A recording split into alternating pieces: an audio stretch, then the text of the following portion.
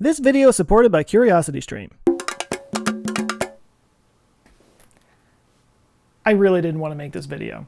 I had a system. I had a lot of really cool videos on the way. I was getting ahead on videos so that I could work on this big project that I've been talking about for a while. And then this. I didn't need this, but I was getting so many requests for a video on the coronavirus that eventually I gave in and said, okay, I guess I need to talk about this. And then things have escalated to the point that if I don't talk about it, it's kind of ridiculous. It's just become such an elephant in the room at this point that to not talk about it just reeks of denial and delusion. Like, I've been trying to think of another time when something took up this much of our mental space that you just couldn't not talk about it. And the only thing I'm coming up with is 9/11. This is like a 9/11 level event.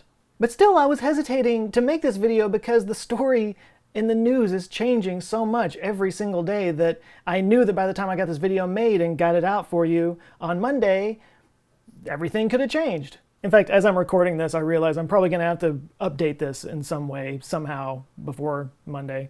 I mean, when I first started researching this, the NBA was still playing. Remember the NBA? In fact, I had a fun little intro sketch that I was going to do that was really great and would have made perfect sense a week ago, but now it doesn't make any sense anymore at all because it takes place in a coffee shop and you can't even go to coffee shops anymore. So the information is changing so fast, I didn't want to get anything wrong, and this is a super important topic. I mean, if I do a video on quasars and get some things wrong, that kind of sucks, but so what? That doesn't, impact anybody's lives or anything. But this video could. So it's more important than pretty much any other video that I get all the details right, but I'm pretty much guaranteed because things are changing so fast that by the time this comes out, some of the details of this are going to be wrong. Do you see my dilemma here? Plus, YouTube is demonetizing coronavirus videos. I'm sure you've seen that before. Some of you may already be commenting about it. So in case you haven't heard me say it before, t-shirts, just saying.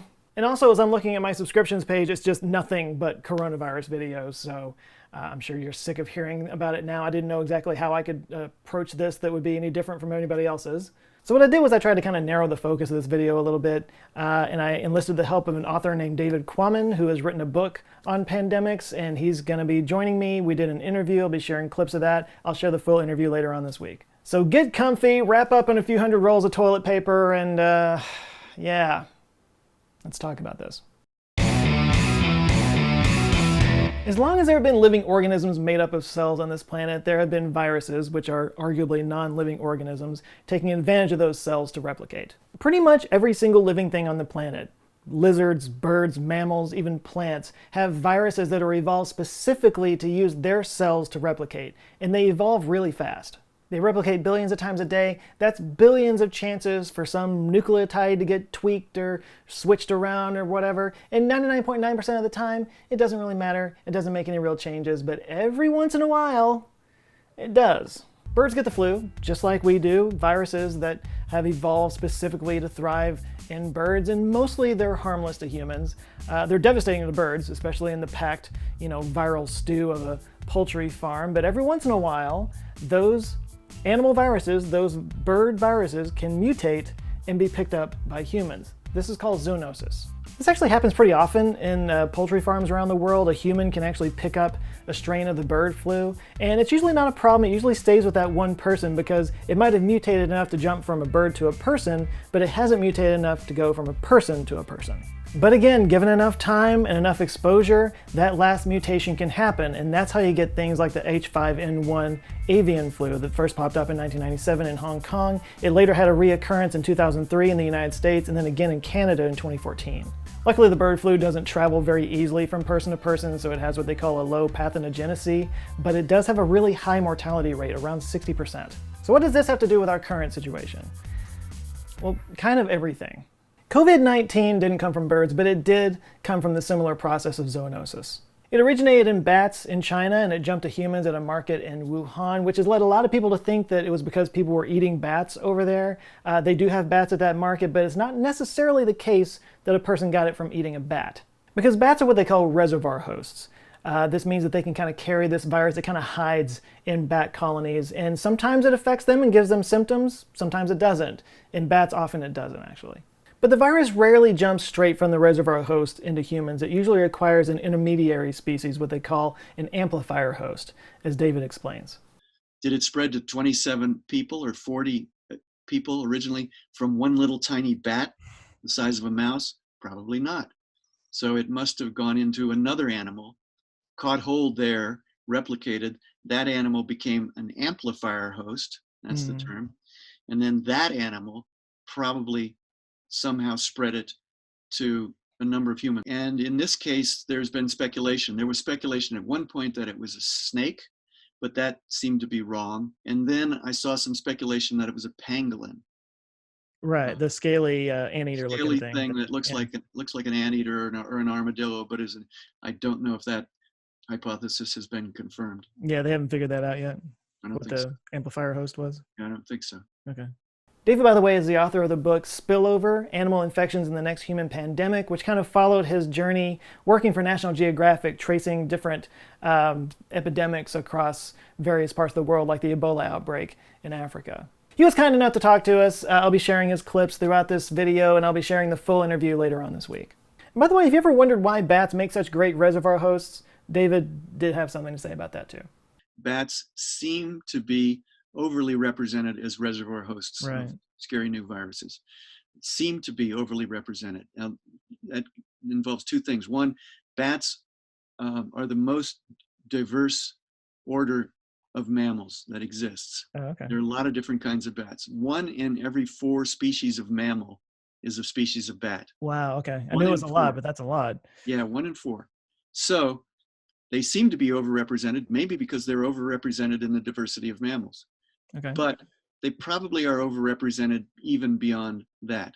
They may carry more viruses, more active viral presence than the average mammal. Why would that be? Well, they live a long time. A little bat can live up to 20 years. Oh, wow. Okay. A little mouse is going to live 2 years if it's lucky. Yeah. A little bat might live 20 years. Roosting, how? Well, roosting with 60,000 other bats, like a big carpet in a cave, yeah, the wall of a cave. That's a great environment for exchanging viruses. You talk about social distancing. That's not social distancing. And then finally, their immune systems seem to be different, and it seems probable that their immune systems might tolerate the presence of alien DNA or RNA, such as an infection, a viral infection. Why is that? Well, possibly because bats are the only mammal that fly. Flying puts a lot of stress on their metabolism. Putting stress on their metabolism, in some cases, seems to release free DNA from their own cells getting beat up and broken open. Free DNA floating in their bodies, even if it's their own, can possibly be a target of their immune systems. So if bats had rigorous immune systems like us, they might be suffering from autoimmune disease most of the time. So they seem to have downregulated immune systems. Everything I just said is hypothetical at this point, but it's one of the possible explanations. Okay, so about this particular virus, it goes by a lot of different names that you've heard. Obviously, coronavirus. You probably heard novel coronavirus, COVID-19. You probably heard SARS thrown in there somewhere. Coronavirus is actually an entire subset of viruses. You've probably already heard this before. That's not the specific name of this virus. There were several out there already. There were 6 that were known before this one. This one is actually the 7th one. And anytime there's a new virus that they find out there, they designate it with the word novel, which basically means new. So this is the novel coronavirus. Now, a couple of names on that list may have stood out to you, those being SARS and MERS. SARS stands for Severe Acute Respiratory Syndrome. It first came out in 2003 with about 8,000 people infected. I'm reading this because I want to get it right. 774 people died in 17 countries around the world at that time, making the mortality rate around 9%. MERS stands for Middle East Respiratory Syndrome. It first popped up in Saudi Arabia in 2012.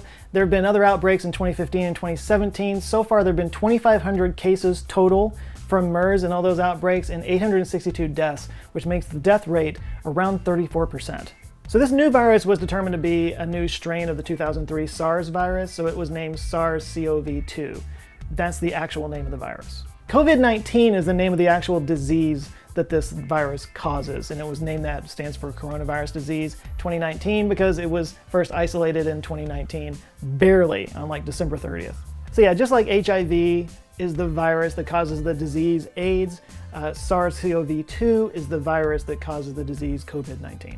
So the disease is COVID-19, the actual name of the virus is SARS-CoV-2, and the coronavirus is just the type of virus that it is. Okay, so a little bit about coronaviruses. They're called that not because of the beer, has nothing to do with the beer. It has to do with the fact that they have spikes all the way around the virus, which kind of gives it a corona, so they called it a coronavirus. And these spikes connect to receptors on cells that allow them to push their genetic material into the cells and have the cells do their thing to replicate. And the genetic material, by the way, is RNA instead of DNA. That's just something that coronaviruses do, but that also might make them easier to mutate.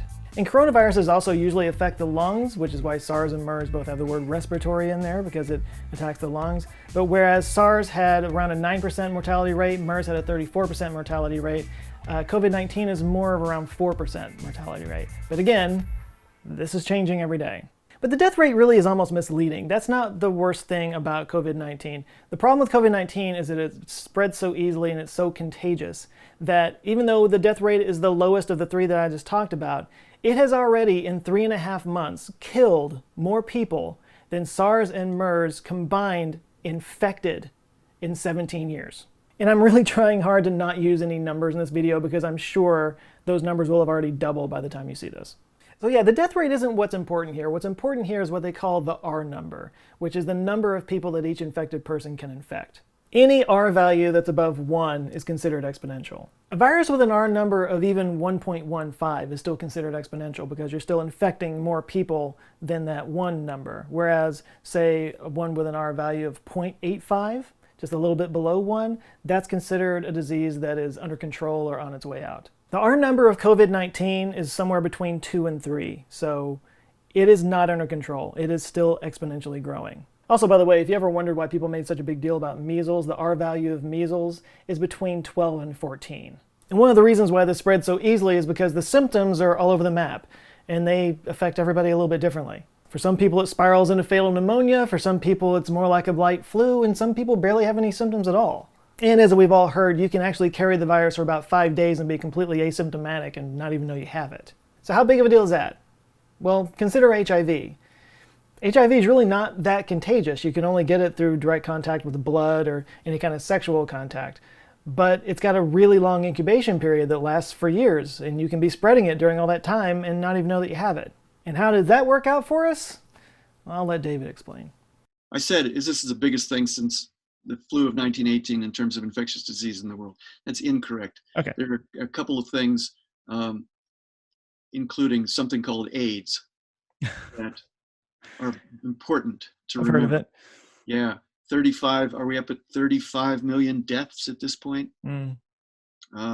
So, and that is a zoonotic disease also. That came originally from one chimpanzee, a virus that came from one chimpanzee. The AIDS epidemic has been a slow motion epidemic because the disease kills slowly and because it transmits relatively slowly. This is a fast one, similar to the 1918 influenza. So when news started traveling around in January of a totally new virus that we have no treatments for, that spreads easily through the air with a long contagious incubation period, a high R value, and a wide range of symptoms, this is why epidemiologists started getting really concerned. Luckily, our world leaders listened to the experts and started testing right away.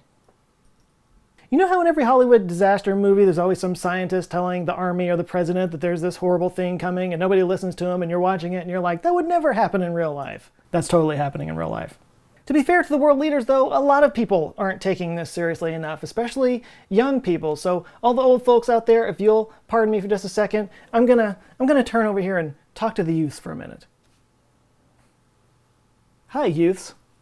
I know with your smooth skin and non-aching joints and general having of energy, you feel pretty invulnerable to pretty much everything in general, and probably especially invulnerable to this. I know you've seen the charts that show that only gross, saggy old people are going to die of this, and I don't know, maybe, let's just get real, maybe you're cheering it on. I mean, the boomers have given you a lot of hell over the years, and maybe this feels like a comeuppance. I get it. But there are some reasons why you really should take this seriously. You know, as I said before, the death rate might not be that high, but the hospitalization rate is pretty high. 9 or 10%, some people say might be up to 20%. And yes, that's overall, and it's not affecting your age group as much, but there's still a lot that we don't know about this. We don't know a lot about why it affects some people some ways and other people in other ways, and we don't know the long-term effects of it. Plus, it's already mutating out there in the population. There's now 2 strains that we're following, and it could mutate again into something that could affect you a lot more. And there actually have been a lot of anecdotal reports from doctors and nurses of patients in their 20s on respirators in the ICUs that had no previous risk factors. Do you know how expensive a couple of weeks in the ICU is?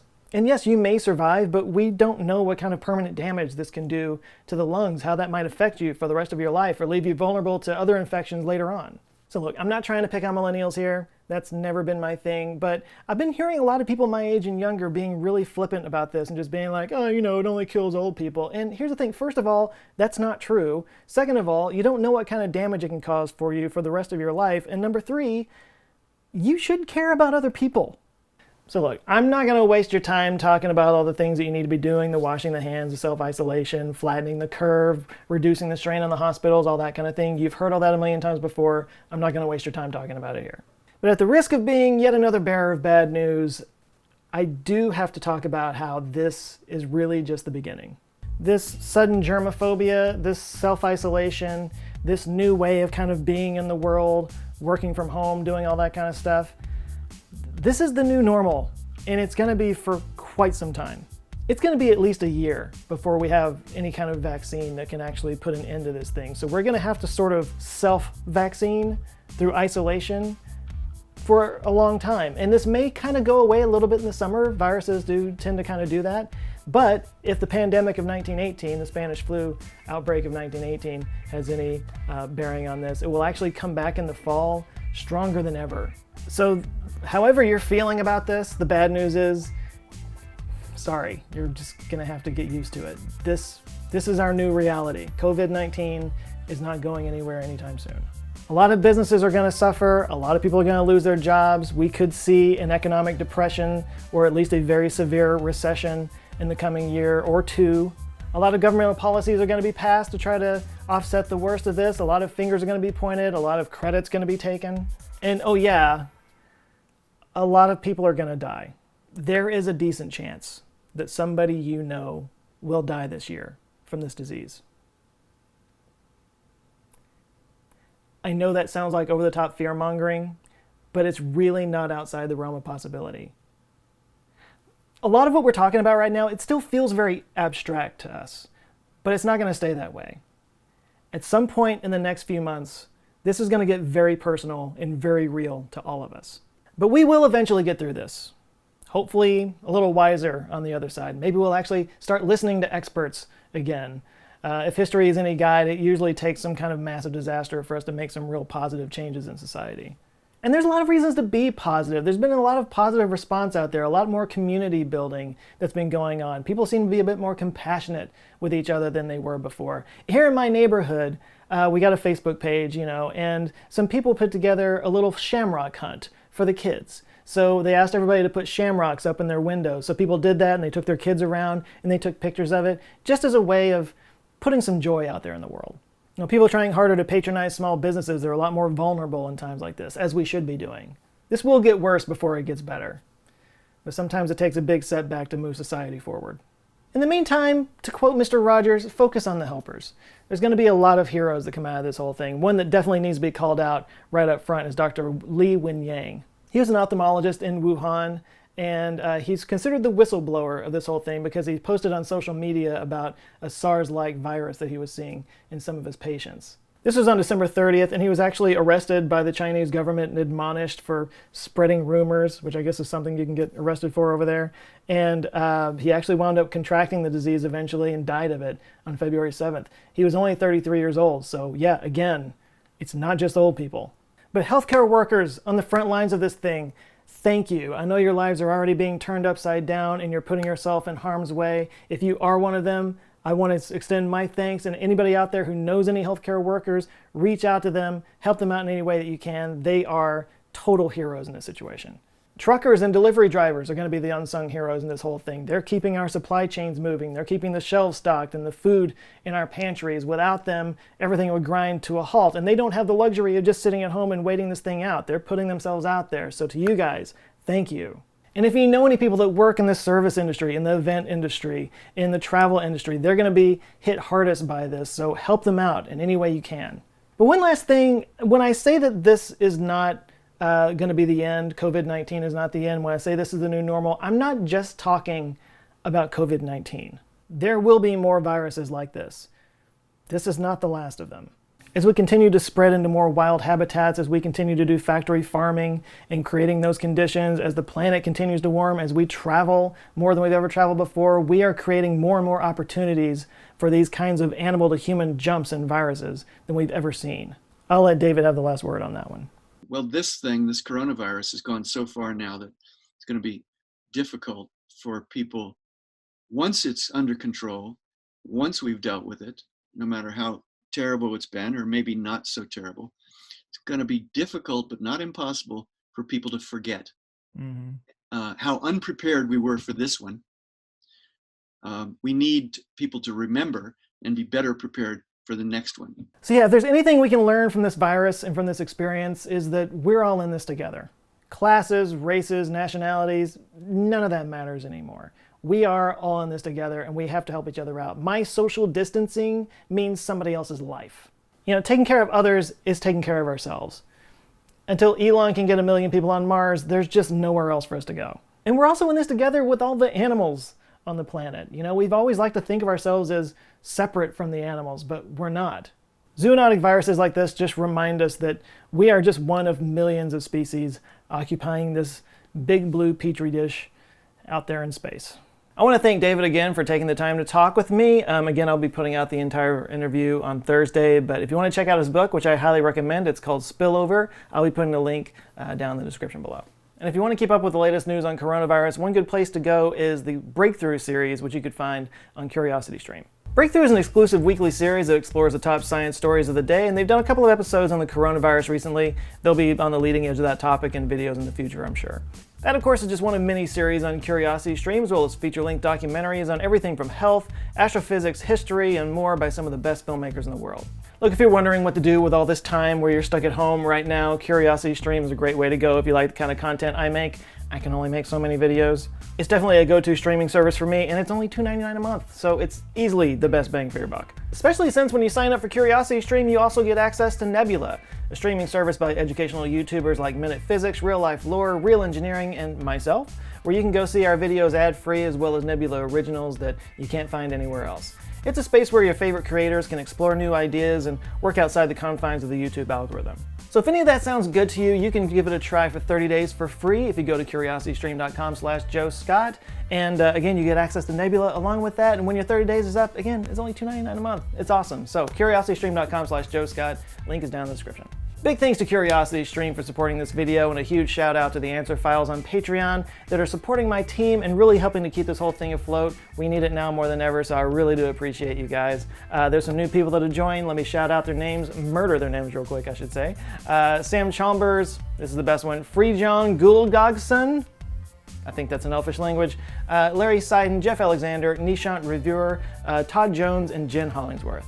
Thank you guys so much. If you would like to get early access to videos, access to me, cool people on the Discord channel, and exclusive stuff behind the scenes, bloopers, stuff like that you can't find anywhere else, you can go to patreon.com/answerswithjoe. Again, the t-shirts are available at the store, answerswithjoe.com/store. I know this video is probably going to be demonetized, so anything that you can get there helps to support this video, shows a little bit of thanks. I appreciate it. Please do like and share this video if you liked it. And if this is your first time here, maybe check out this one. Google thinks you might like that one, or any of the others that might be showing you on the side that have my face on it. And if you enjoy them and you're not subscribed, I invite you to subscribe, because I come back with videos every Monday.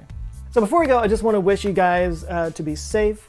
Take care of yourselves. Please do take this seriously. I know I'm going to get a whole lot of comments that are saying, oh, it's only 97% survival rate. And there's a lot of people like I'm saying, only old people are going to die. It's just like the flu. Guys, stop. Just listen to the experts. Do what they say. We will get through this. Otherwise, this could be a total disaster. So take it seriously. Love you guys, and I'll see you next time around. Peace.